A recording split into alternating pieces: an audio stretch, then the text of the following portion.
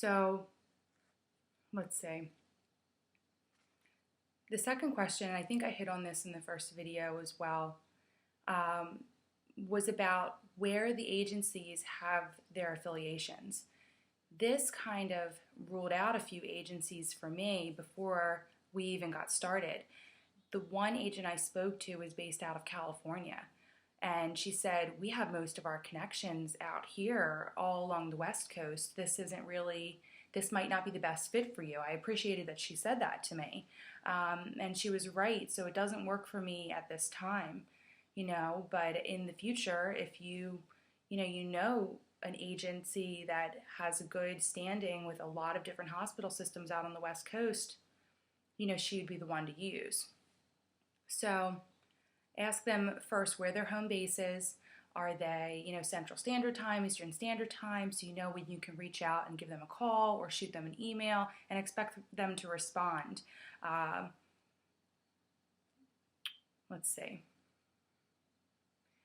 You can ask your agent who you can contact when something goes wrong or you have a question. Now, most of them will say you can contact me. That's a nice feature. They call it one point of communication. So you're not dealing with 5-6 different people from your agency that you have to report to all of them and repeat yourself, and they might not know your situation. They may not know you very well. So they should also be telling you that you can call them 24/7, or at least that they have a hotline that you can get through and speak to someone who's still working.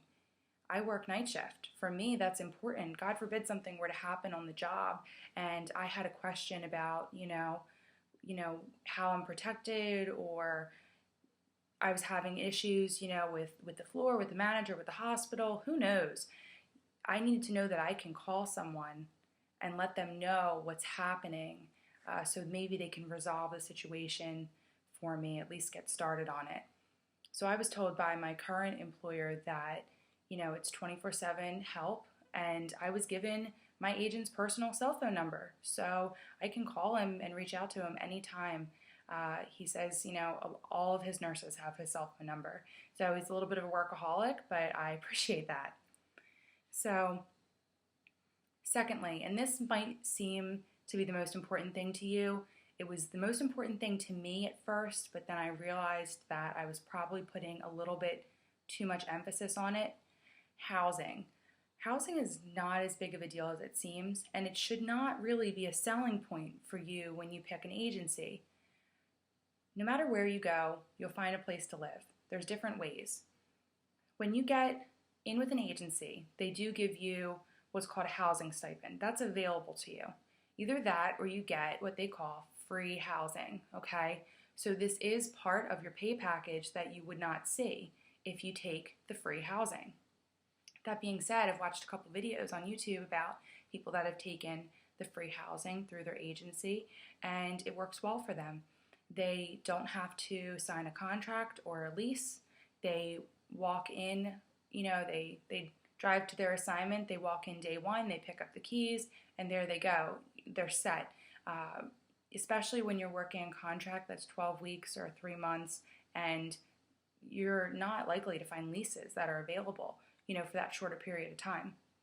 That being said, I found housing through Airbnb. I know that VRBO is also a good site. I want to mention that I had trouble with Craigslist. A travel nurse had said check Craigslist, check local newspapers.